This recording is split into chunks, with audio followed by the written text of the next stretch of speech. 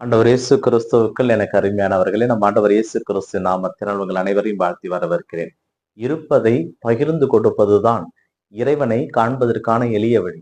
அதனால் முடிந்தவரை இல்லாதவர்களுக்கு கொடுப்போம், இறைவனை காண முயற்சி செய்வோம். கிறிஸ்து இயேசுவில் மிகவும் பிரியமானவர்களே, பாஸ்கா காலத்தினுடைய 2வது ஞாயிற்றுக்கிழமைக்கு வர செவ்வாய்க்கிழமையில் இருக்கின்றோம். கிறிஸ்து இயேசுவில் மிகவும் பிரியமானவர்களே, இன்றைய வாசக பகிர்வு நிகழ்வு வழியாக முதல் வாசகமாக திருத்தூதர் பணிகளிலிருந்து நமக்கு செய்தி கொடுக்கப்பட்டிருக்கிறது. இதிலே இறைவனுடைய அன்பிலே இணைந்தவர்கள் தங்களுக்கென்று எதையும் வைத்துக் கொள்ளவில்லை. தங்களுக்கு மத்தியிலே இது என்னுடைய உடைமை, உன்னுடைய உடைமை என்று இல்லை. அனைத்தும் பொதுவாக இருந்தது.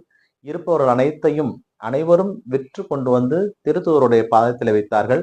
அவரவர் தேவைக்கு அவை பிரித்து கொடுக்கப்பட்டது. அங்கே யாரிடமும் இது இல்லை என்ற செய்தியே இல்லை. ஏனென்றால் அவர்கள் இறைவனுடைய வார்த்தை அறிவித்துக் கொண்டிருந்தார்கள். இறைவன் அவர்களுக்கு எல்லாவற்றையும் கொடுத்தார். அதனால் இந்த உலகிலே என்னுடையது எனக்கு என்று வாழ்கின்ற பொழுதுதான் பல நேரங்களிலே நாம் சாத்தானுடைய அடிமைகளாக மாறி போய் விடுகிறோம். எல்லாம் இறைவனோடது. இருக்கின்ற வரை அவருடைய ஆசீர்வாதத்தோடு வாழ்வோம். இறந்த பிறகும் அவரிலே சென்று வாழ்வோம் என்ற எண்ணம் நம்முள் இருந்தால் சேர்த்து வைக்கின்ற எண்ணம் நமக்கு வராது. ஏனென்றால் திருத்தூதர் தங்களிடம் இருந்ததை அனைத்தையும் விற்று மற்றவரோடு பகிர்ந்து கொண்டார்கள். இந்த செய்தி தான் இன்றைய முதல் வாசகத்தினுடைய நமக்கு கொடுக்கப்பட்டிருக்கிறது. நற்செய்தி வாசகத்திலே நிக்கோதேவிடம் கூறுகிறார், நான் மீண்டுமாக பிறக்க வேண்டும் என்பதை சொல்லி கவலைப்பட வேண்டாம்.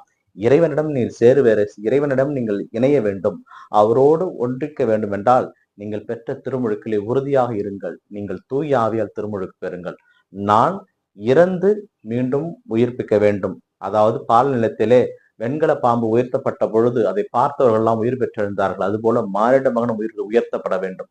அதன் பிறகு நீங்கள் அனைவரும் வாழ்வடைவீர்கள் என்ற செய்தியை இங்கு சொல்கிறார். கிறிஸ்து மிக பிரியமானவர்களே, இயேசு கிறிஸ்துவனுடைய பாடுகள் நிறைந்த அந்த சிலுவையை உற்று நோக்கும் தோறும் நாம் வெற்றி பெறுவோம். ஏனென்றால் அந்த இறப்பு மகத்தான இறப்பு, நம் பாவங்களுக்கான இறப்பு. அதை பார்க்கும் தோறும் இனி நாம் பாவம் செய்யக்கூடாது, இறைவனுடைய வார்த்தையை அறிவிப்பதிலே நாம் காலம் தாழ்த்தக்கூடாது என்ற எண்ணம் நம்மிலே மேலோங்க வேண்டும்.